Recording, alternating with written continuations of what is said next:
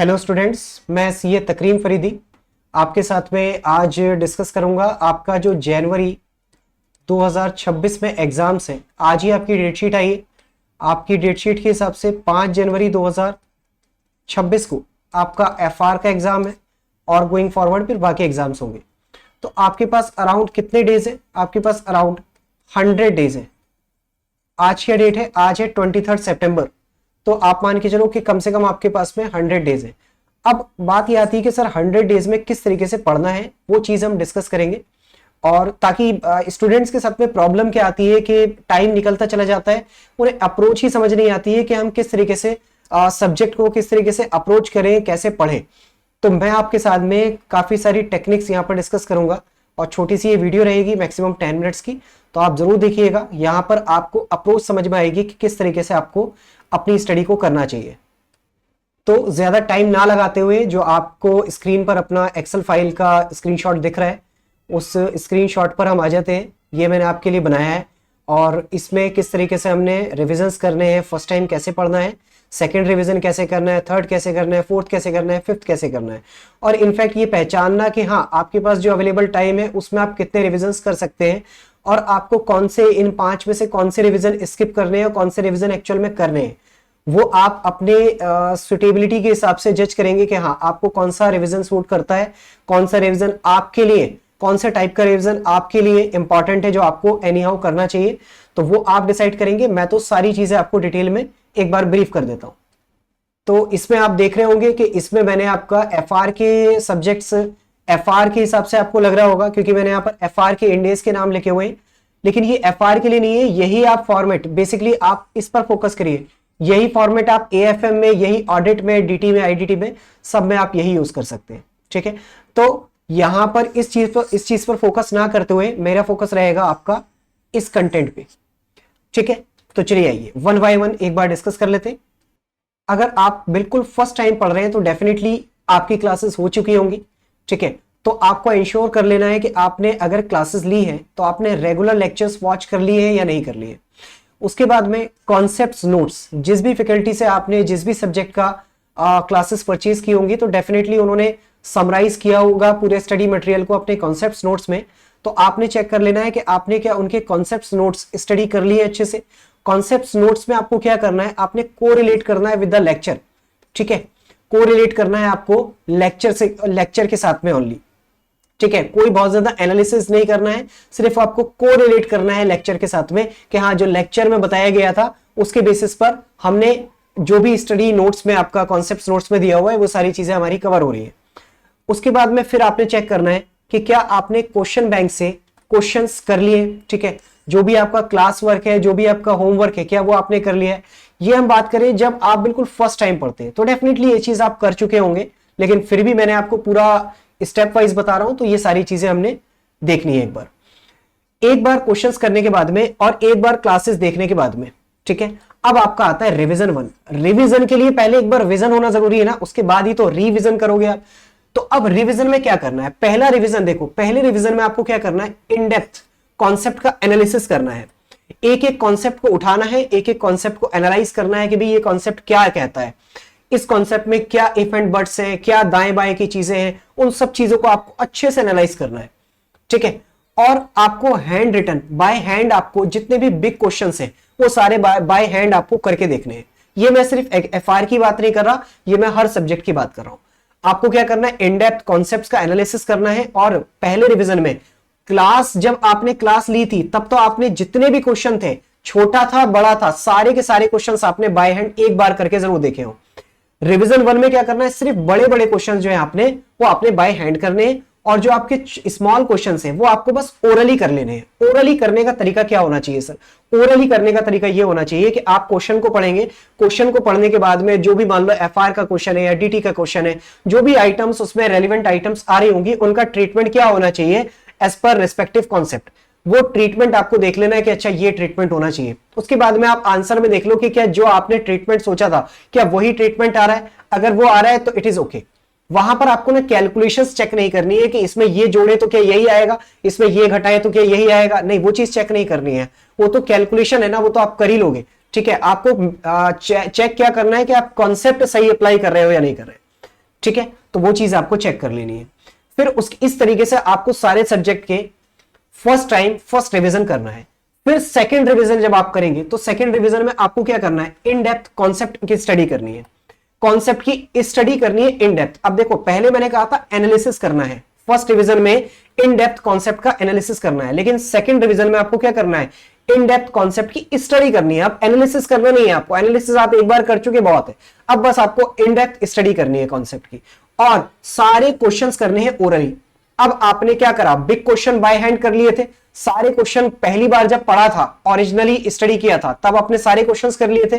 First revision में आप already big question by hand कर चुके हो और ओरली कर चुके हो स्मॉल क्वेश्चन, लेकिन आप सेकंड रिवीजन में क्या करोगे, सारे क्वेश्चन करोगे लेकिन ओरली करोगे, कोई भी क्वेश्चन आपको अब बाय हैंड नहीं करना। बाय हैंड की आप 2 बार ऑलरेडी प्रैक्टिस कर चुके हैं, it is more than enough. ठीक है, अब आपको कॉन्सेप्ट पे काम करना है, अब आपका हाथ चलाना आपको आता है अच्छे से कि भी जल्दी जल्दी कैसे लिखना है, कैसे फॉर्मेट बनाना होता है, कैसे प्रेजेंट करना होता है, वो आप 2 बार क्वेश्चन करके अच्छे से आ चुका है। ठीक है, तो अब आपको कॉन्सेप्ट्स को आपने इंप्रूव करना है। ठीक है, सेकंड रिवीजन इस तरीके से आप करेंगे।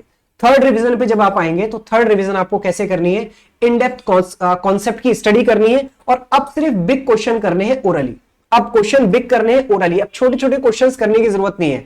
अरे आप चौथी बार कॉन्सेप्ट पढ़ रहे हो, एक बार क्लासेस देखकर पढ़ा था, 2 बार ऑलरेडी रिवीजन कर चुके हो, जिनमें से एक बार एनालिसिस भी कर चुके हो कॉन्सेप्ट्स के सारे, एक बार अच्छे से इन डेप्थ स्टडी कर चुके हो, तो अब आपको कोई भी क्वेश्चन राइटिंग करके नहीं करना है। अब आप सारे क्वेश्चन जितने भी बिग क्वेश्चन है, सॉरी थर्ड रिवीजन में जितने बिग क्वेश्चन है वो आप ओरली सॉल्व करोगे।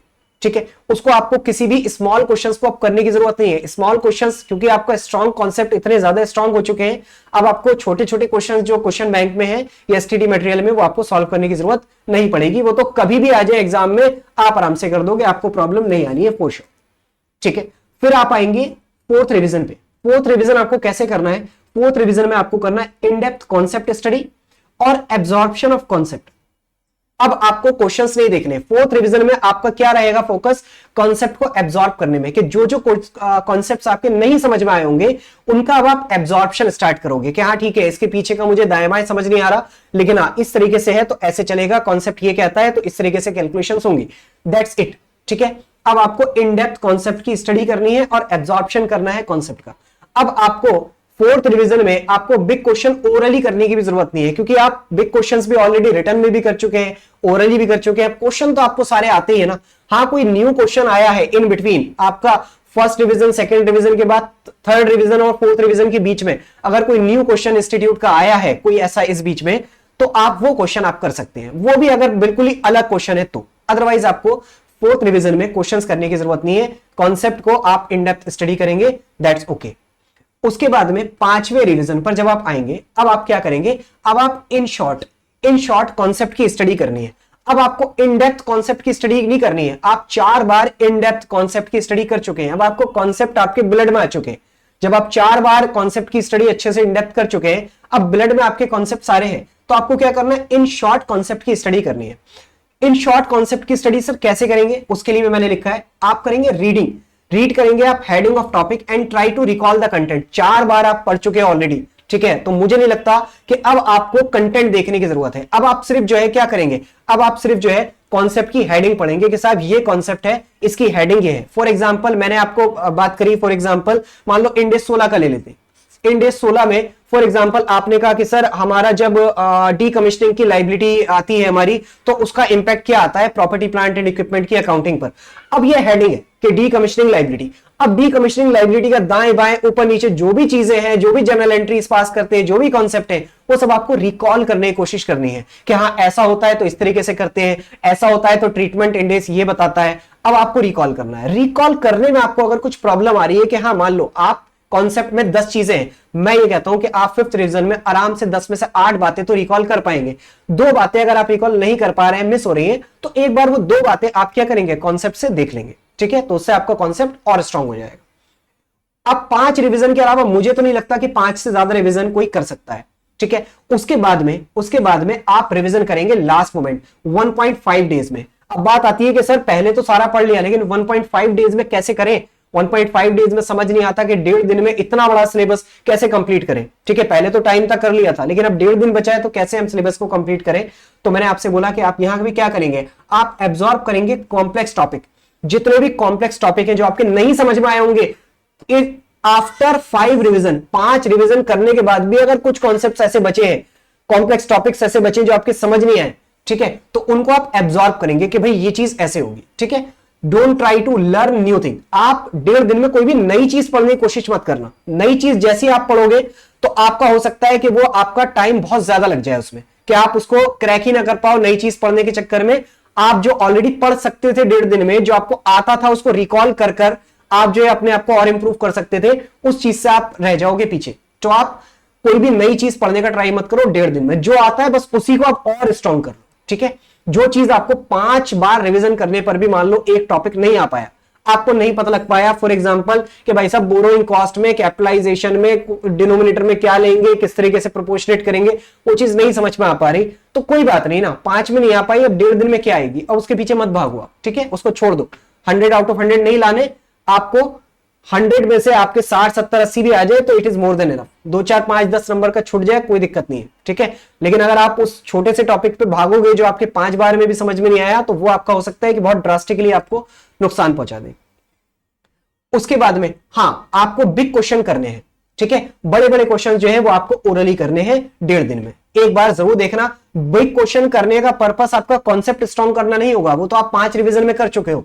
वो सिर्फ ये होगा क्योंकि आपने यहां पर रिवीजन में जब करा था 3rd रिवीजन और 4th रिवीजन और 5th रिवीजन, यहां पर आपने क्वेश्चन को राइटिंग प्रैक्टिस नहीं करी थी, ठीक है, ओरली भी नहीं देखा था, ठीक है, या ओरली देखा था या राइटिंग प्रैक्टिस नहीं करी थी। तो आप यहां पर क्या करोगे, बिग क्वेश्चन एक बार जरूर देखोगे, ताकि आपके ना प्रेजेंटेशन कैसे करना है, फॉर्मेट कैसे आपको करना है, ठीक है, वो चीज आपके दिमाग में थोड़ा सा रिकॉल हो जाए कि अच्छा ये ऐसे करना है। जैसे मैं आपको बताऊं, हर एक सब्जेक्ट में क्या होता है कि बड़े सारे हर एक चैप्टर का या हर एक इंडेस का अपना एक फॉर्मेट होता है कि इस इंडेस में जो आंसर चलेंगे वो इस तरह के फॉर्मेट्स में चलेंगे, ठीक है।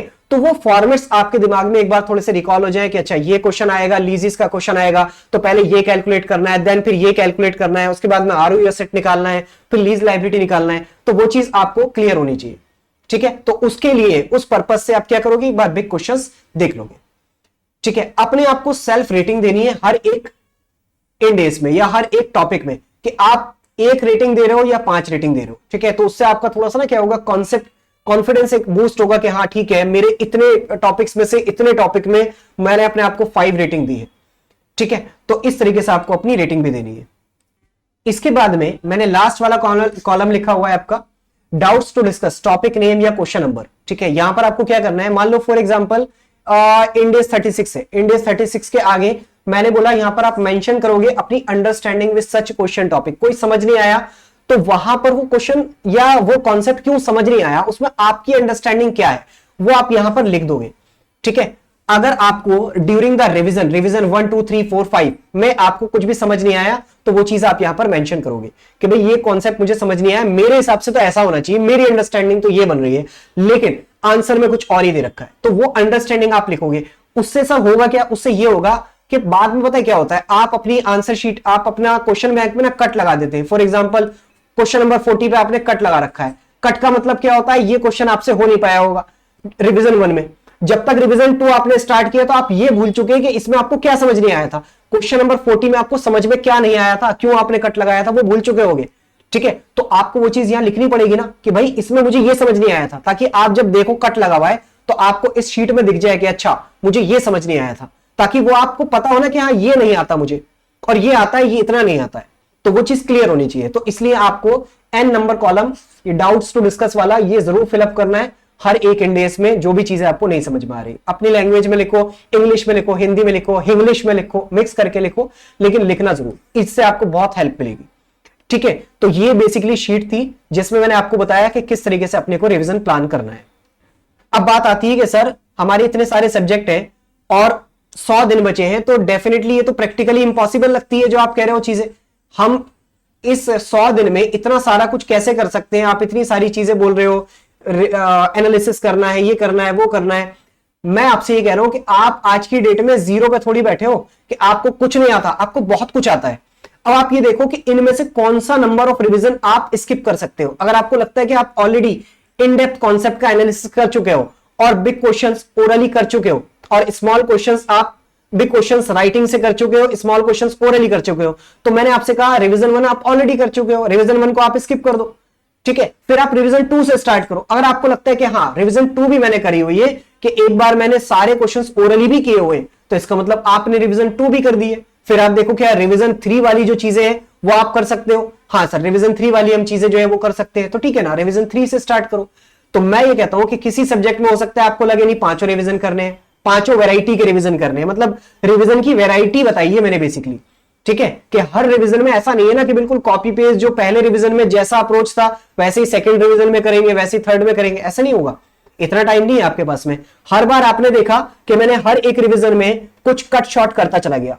रिवीजन 1 में बहुत ज्यादा मैंने आपसे बातें करी कि इन डेप्थ एनालिसिस करना है, रिटन क्वेश्चंस करने हैं, ओरली करने हैं। उसके बाद में थोड़ा थोड़ा मैं आपसे बल्क कम करता चला गया।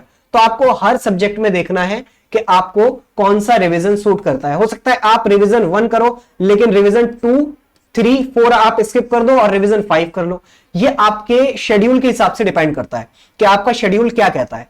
आपका शेड्यूल आपको अलाउ करता है कि भाई साहब मैं पांचों रिवीजन कर सकता हूं, वेल एंड गुड। आपका टाइम मान लो जनवरी में नहीं है, बाद में कभी है, तो भी आप इस शीट को रेफर कर सकते हो, ठीक है। तो आप पांचों रिवीजन कर सकते हो। मुझे लगता है अगर आपका मई 26 में अटेम्प्ट है तो फिर तो आपके पास टाइम ही टाइम है। जनवरी में है आपका तो आप इसके हिसाब से देख सकते हो, ठीक है। तो ये जो आपका फॉर्मेट है ये एक जनरल फॉर्मेट है, इसको आपको अपने हिसाब से यूज करना है, ठीक है। तो इस वीडियो में इतना ही, और मैं नेक्स्ट वीडियो में आपके साथ में और चीजें इंपॉर्टेंट आपके लिए लेके आता रहूंगा, आपको गाइड करने के लिए, आपकी हेल्प के लिए। And best of luck for your January exam. Date sheets आ चुकी हैं और आज से ही आप स्टार्ट कर दें अपनी स्टडी। अभी तक नहीं भी की है कोई बात नहीं है, 100 डेज है, आप आराम से कर सकते हैं। अगर आपने प्लान अच्छे से किया हुआ है तो आराम से आप बोथ ग्रुप्स जनवरी अटेम्प्ट में क्लियर कर सकते हैं। चलिए जी, मिलते हैं नेक्स्ट वीडियो में, तब तक के लिए thank you and bye bye.